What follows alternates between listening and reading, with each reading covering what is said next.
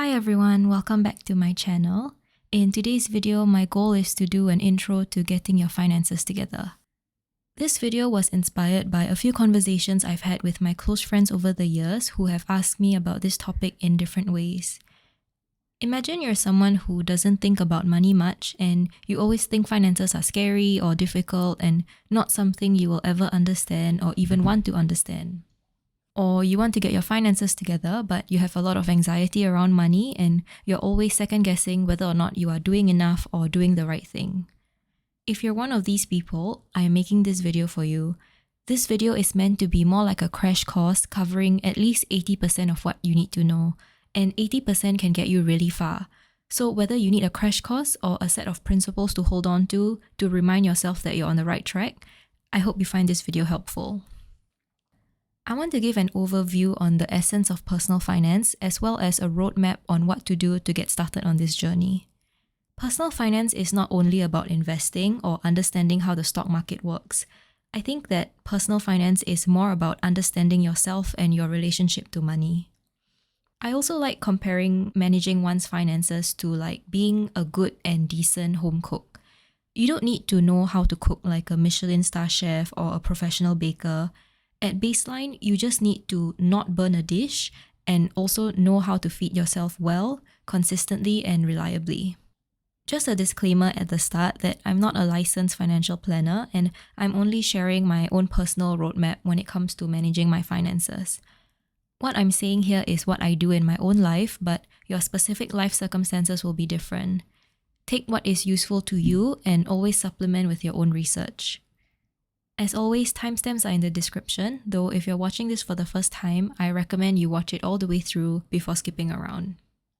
With that, let's get on with the video.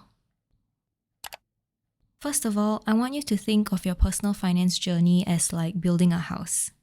This is a metaphor to help you understand and remember, so stay with me on this. There are three main phases to managing your finances, or building a house if you will.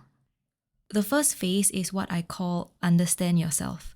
Basically, knowing where you stand and your current circumstances first before you take any further action towards your goal to be financially literate. Don't underestimate this phase. Having a deep understanding of yourself is not just useful for personal finance, but also for every other aspect of your life. So in this metaphor, phase 1 is like gathering your building materials. You need to know if you're working with wood or cement or bricks and how much of these materials you have in your life. The second phase is build a solid foundation. When you're trying to build a house, you need a very solid foundation to build on top of. Whether you're building a castle, a bungalow, or an atap house, the most important part will always be the foundation. The thing is, you still need raw materials to build your foundation, which is why phase 1 is just as necessary. In finances, regardless of where you are in life, whether you are on full-time employment or a freelancer, these are what I would consider the essentials to get sorted out. I would go as far to say that these are non-negotiables if you want to build a solid foundation for your personal finances. Only when you have your building materials and the foundation settled, then you can start building upwards. Phase 3 is where your goals come in, which is both the structure of the house, its interior design, and everything inside it. So this is the fun part where you get to think about your dreams and goals and then make a plan for how you would achieve them. A lot of the things that we want in life can't just happen spontaneously, and it's well within our power to make sure that we are working towards our goals. Because people have different amounts of resources and materials, some people can build mansions while some of us can only manage a small little house. But what's important is that you are happy in your house and that the foundation doesn't collapse under your feet. With these three phases in mind, let's start with the first phase. The first phase, understand yourself, consists of two parts. Firstly, assessing where you currently stand, and secondly, understanding your money inflow and outflow. So, the first one, assessing where you currently stand. This means understanding your net worth, which is an overview of your financial health. This can be as simple as writing out everything you have in your bank accounts, which we call assets, and all your loans, which we call liabilities. I have a full video about this on my channel, so after you watch this video, you can watch that one for a step-by-step guide on how to calculate your net worth. Why is knowing your net worth important? Like all good plans in the world, I think the first step is always to take stock of what you're working with and where you're starting from. Everyone starts from a different place, so the usefulness of any personal finance advice will have to be tailored to an individual's specific circumstances. If you've never stopped to consider how much money you actually have to your name or your overall financial health, this will be a good reality check for you and also a very good starting point. The second part of this phase is to understand your money inflow and outflow. In simple terms, I'm basically asking you to know how much you earn every month and where that money goes every month. If you're employed full-time, knowing your inflow should be pretty easy. If you're self-employed with variable income every month, it's slightly more challenging, but take a modest estimate of what your monthly income usually is. Knowing your outflow is the tricky part. Unless you already have a budget or track your expenses regularly, chances are you might not really know exactly where your money is going. You can start out by estimating how much you think you spend every month on each category. I have a monthly budget planner spreadsheet that you can download for free and 3 videos on my channel so far on how I budget my salary, so you can watch any one of those for a more detailed guide. Then, I highly recommend that you start tracking your expenses and compare your actual monthly spending to your estimated one. From there, you can make adjustments to your monthly budget. For instance, you might think you only spend $300 on food, but you're actually spending $500.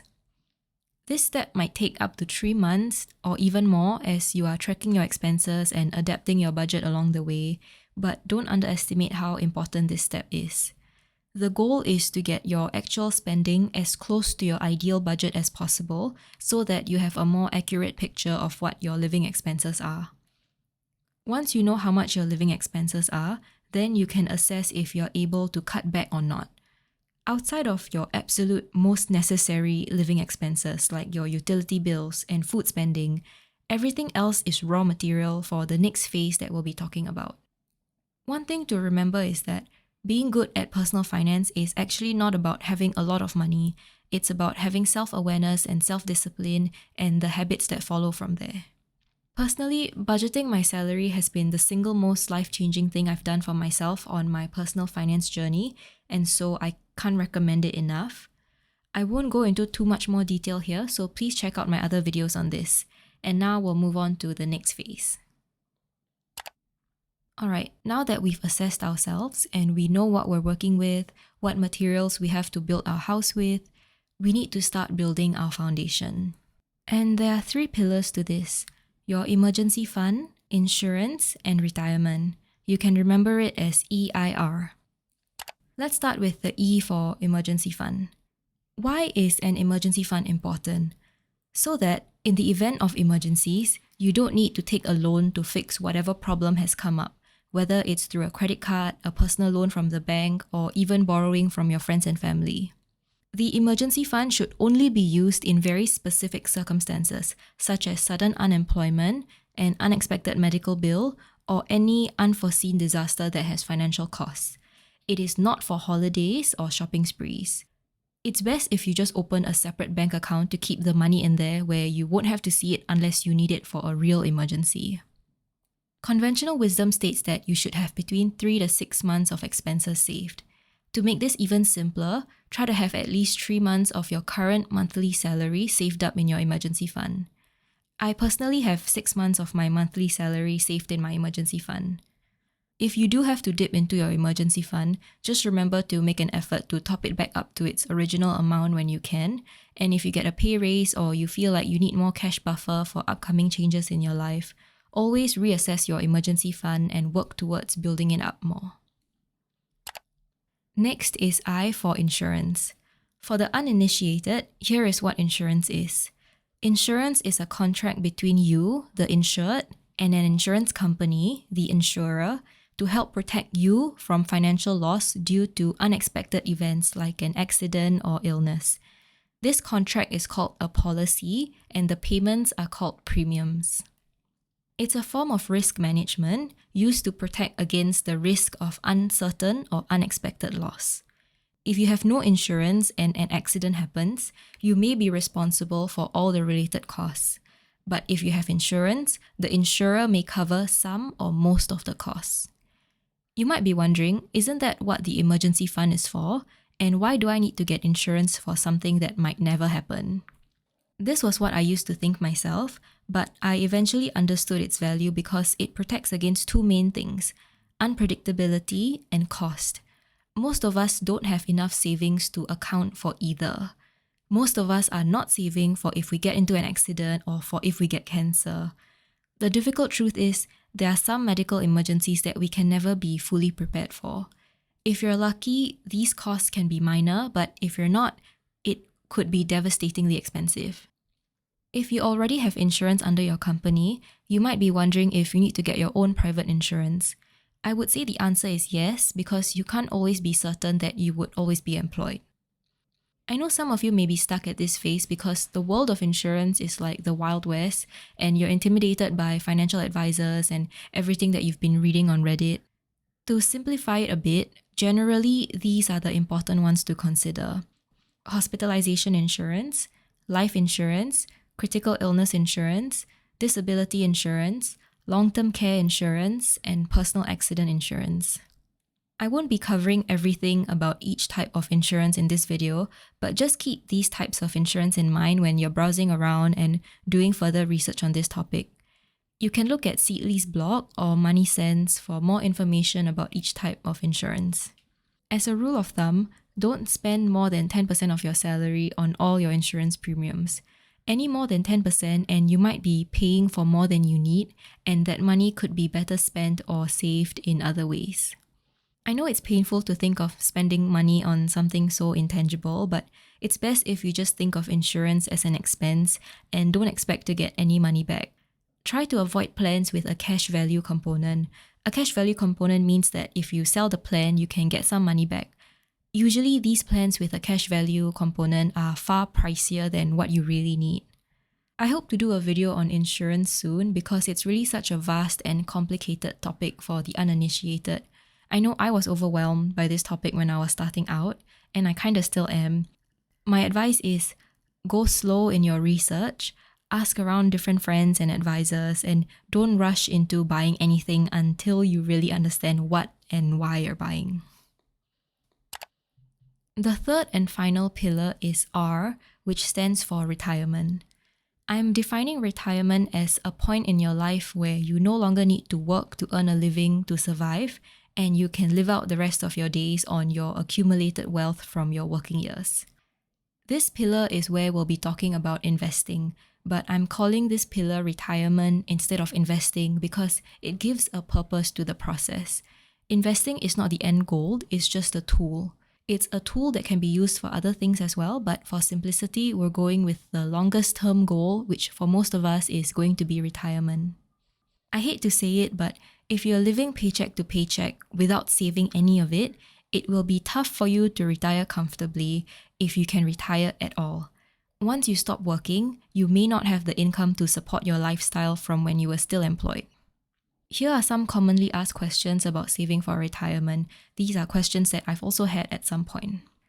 Firstly, why should you save for retirement if there's already CPF?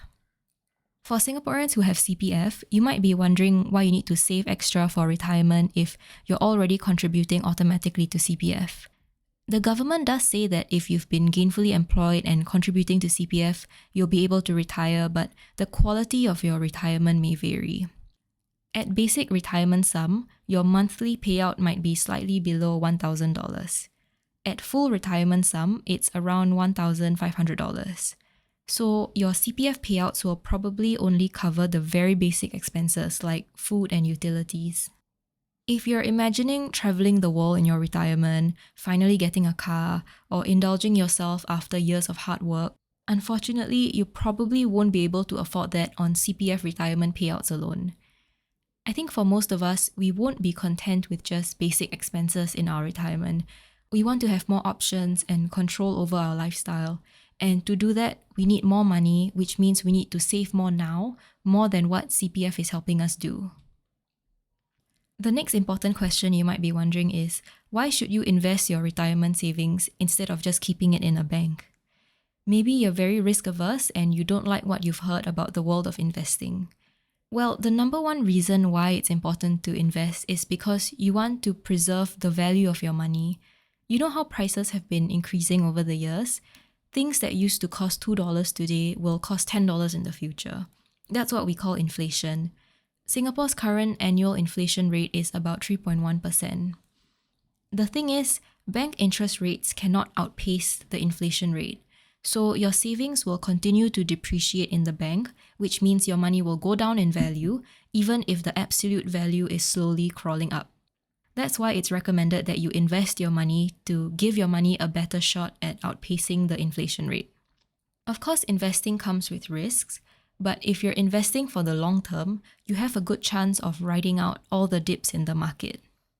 This is a very big topic and I can't possibly explain everything about investing in this short video, but I hope I answered the most important questions of why you should invest for your retirement and not rely solely on CPF. Of all the three pillars, this is the one that doesn't have as concrete of an end goal. It's more of an ongoing thing that you keep working towards because the deadline is probably decades away from you.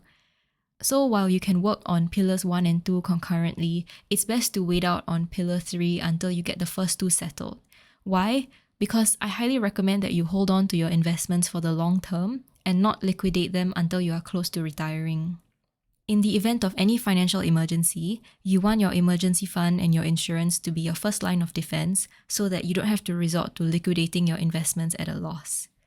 If you're curious to find out more, I'll recommend some books towards the end of this video, which you can check out for more information. So in summary, phase 2 consists of building your emergency fund, getting your insurance coverage, and building your retirement fund. I will say, please don't feel pressured to get all of these settled in a week or a month.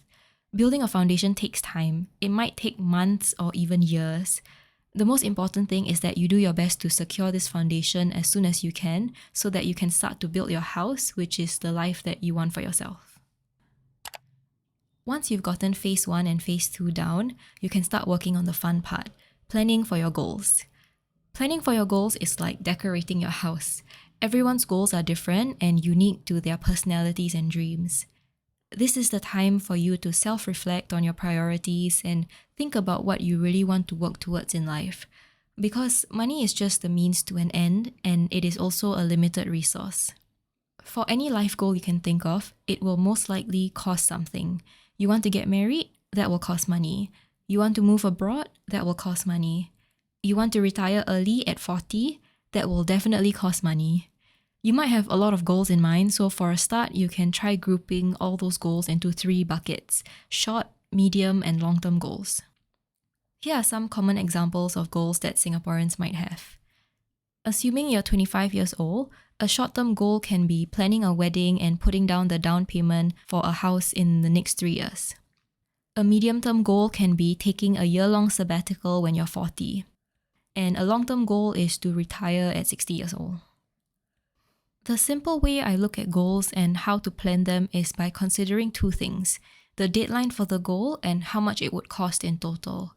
And then I work backwards to figure out how much I would need to save on a monthly basis in order to reach that goal by that deadline.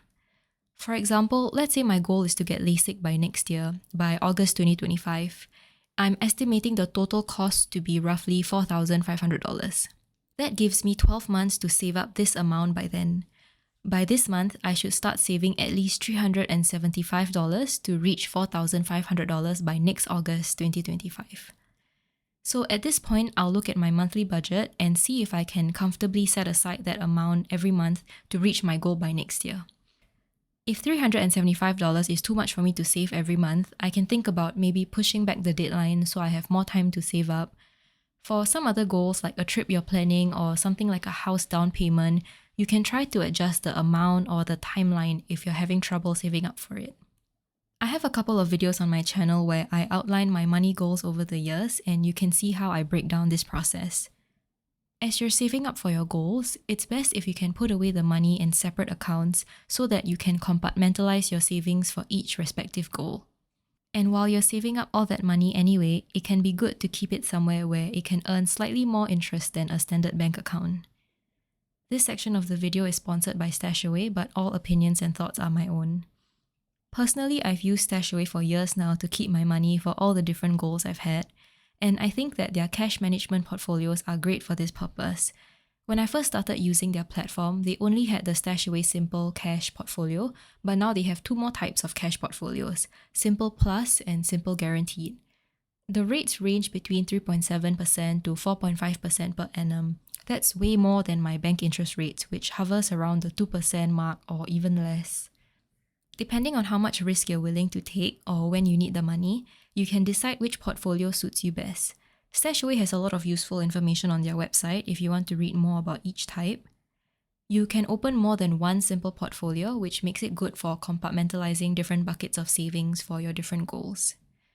Stashaway also has this goal-based investing portfolio where they estimate how much you would need for a certain goal and tailor an investment portfolio best suited to the timeline and costs of your goal. It's a good starting point for you if you want to know how much you would need to save up. I'm a big fan of their app user interface, and I'm glad they've kept their platform so easy and intuitive to use over the years. If you're interested, you can sign up with my affiliate link here, and I'll also link it in the description below. Now, back to the video. There are two reasons why I think it's important to be intentional and mindful about this phase. Setting goals is the easy and more straightforward part, but I think most people might skip the second half of this phase, which is making a plan, and this is the part I want to emphasize. The first reason why it's important to think carefully about your goals is because you want to try avoid going into debt as much as possible. Some kinds of debt are better than others, like a mortgage or a student loan, but generally it's best not to take on loans for other things.